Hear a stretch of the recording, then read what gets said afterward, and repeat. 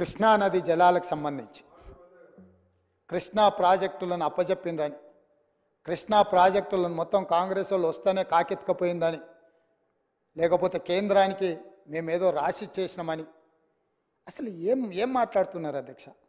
అసలు ఏమైనా బాధ్యత అనేది ప్రతిపక్ష పార్టీగా 1% వాళ్ళు నిర్వహిస్తున్నారా?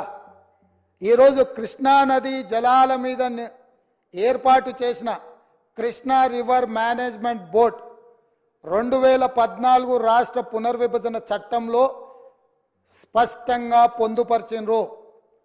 ఆ రోజు నేను కానీ, మా ఉత్తమ్ కుమార్ రెడ్డి గారు కానీ, లేకపోతే మా కోమటిరెడ్డి వెంకటరెడ్డి గారు కానీ ఇక్కడ ఉన్నోళ్ళం ఎవరం మేము ఎంపీలం కాదు అధ్యక్ష. ఏ రోజు కూడా ఈ పునర్విభజన చట్టం ప్రతి పదం నన్ను అడిగి నేనే రాసి నేనే తీర్చిదిద్దినాను కూడా మేము ఏ రోజు చెప్పుకోలేదు అధ్యక్ష. మేము చెప్పుకోలేదు అధ్యక్ష. ఎవరు అధ్యక్ష ఆ రోజు సభలో సభ్యులు? కల్వకుంట్ల చంద్రశేఖరరావు గారు ఎంపీ.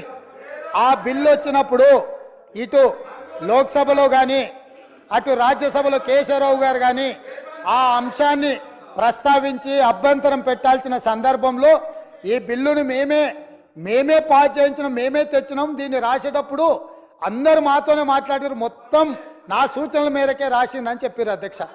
ఆ రోజు రాపిచ్చింది రాసింది చంద్రశేఖర్ రావే అయితే అందులో ఒకవేళ లోపం ఉంటే ఆ లోపాలకు బాధ్యులు ఎవరు అధ్యక్ష? ఈనాడు ప్రతిపక్ష నాయకుడు ఆ లోపాలకు బాధ్యుడు కాదా అని నేను మీ ద్వారా అడగదలుచుకున్న అధ్యక్ష వాళ్ళను.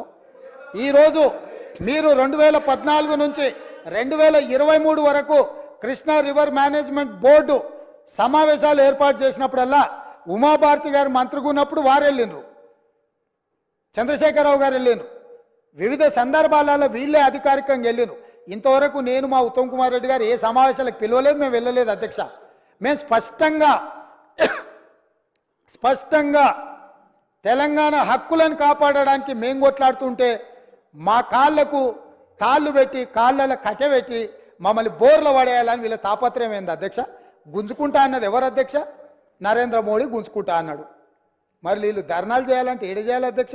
నల్గొండలు ఉంటాడా నరేంద్ర మోడీ? ఏడుంటాడు అధ్యక్ష? ఢిల్లీలో ఉంటాడు. శాతనైతే కల్వకుంట్ల చంద్రశేఖరరావు గారు, తన్నీరు హరీష్ రావు గారు, కల్వకుంట్ల తారక రామారావు గారు ముగ్గురు పోయి జంతర్ మంతర్లో ఆమరణ నిరాదీక్ష చేయమను. మేము వాళ్ళని పోలీసులు తీసుకెళ్లకుండా వాళ్ళు అమరులు అవ్వడమో లేకపోతే హక్కులను సాధించడమో వరకు ఈ ప్రభుత్వం అండగా నిలబడుతుంది. వాళ్ళ ముగ్గురిని ఢిల్లీలో నరేంద్ర మోడీ తప్పిదాల మీద దౌర్జన్యం మీద ధర్నా చేయమనుండ్రు కానీ నరేంద్ర మోడీతో కొట్లాడుతున్న మా కాళ్ళ కట్టబెట్టి బోర్లు పడేస్తే ఎవరు అధ్యక్ష?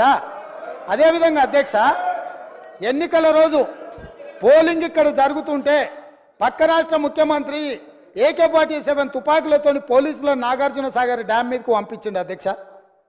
ఇవాళ నేను అడగదలుచుకున్న వాళ్ళను, నాగార్జున సాగర్ 100% మన భూభాగంలో ఉంది, మన ప్రాంతం. మన ప్రాంతానికి లోపటికొచ్చి తుపాకులు పెట్టి ప్రాజెక్టులను ఆక్రమించుకుంటుంటే వీళ్ళ సహకారం లేకుండా వస్తాడా అధ్యక్ష? ఇంటి దొంగలు లేకుండా జగన్మోహన్ రెడ్డి గారు లోపలికొచ్చి నాగార్జున సాగర్ డ్యామ్ మీద పహారాలు కాసే పరిస్థితి వస్తుందా అధ్యక్ష? ఎందుకు ఆ రోజు వీళ్ళు మాట్లాడలేదు? వీళ్ళు ఇచ్చిన అలుసే కదా, వాళ్ళు పెట్టిన పులుసు తిని వీళ్ళు అలుసు ఇవ్వడం వల్లనే కదా ఈరోజు ఈ పరిస్థితి వచ్చింది. ఆయల్లో రాయలసీమకు పోయినప్పుడు కల్వకుంట్ల చంద్రశేఖరరావు గారు, ఈనాటి మంత్రి శ్రీమతి రోజా గారు పెట్టిన రాగి సంకటి రొయ్యల పులుసు తిని రాయలసీమను రతలాలసీమను చేస్తా అని చెప్పి మాట ఇచ్చి బేసిన్లు లేవు, బేసిజాలు లేవు, మీరు కొట్టుకపోండి అన్నాడు. వాళ్ళు కొట్టుకపోయారు. ఇప్పుడు మేము వచ్చినాక అట్టెట్లా కొట్టుకపోతాడంట? ఎవరు అధ్యక్ష బాధ్యత ఎవరు వహించాలి? నీ కళ్ళ ముందే కదా ముచ్చుమర్రి చంద్రబాబు నాయుడు కట్టింది, నీ కళ్ళ ముందే కదా రాజశేఖర రెడ్డి పోతిరెడ్డి పాడును 44,000 క్యూసెక్లకు పెంచి తరలించకపోయింది, నీ కళ్ళ ముందలనే కదా నీ ఇంట్లో పంచపక్ష ప్రమాణాలు జగన్మోహన్ రెడ్డి గారికి పెట్టి జీవో నెంబర్ 203ను నీ ఇంట్లోనే పునాదులేసి రాయలసీమ లిఫ్ట్ ఇరిగేషన్కు ప్రగతి భవన్లో కేసీఆర్ గారి డైనింగ్ టేబుల్ మీద పునాది రాయబడ్డది, దానికి పునాది రాయేసింది మీరే కదా. 8 టీఎంసీలు పర్ డే తరలించకపోవడానికి అనుమతి ఇచ్చింది, టెండర్లు పిలిచింది, కాంట్రాక్టులు అప్పచెప్పింది, పనులు పూర్తి చేసింది మీరు అధికారంలో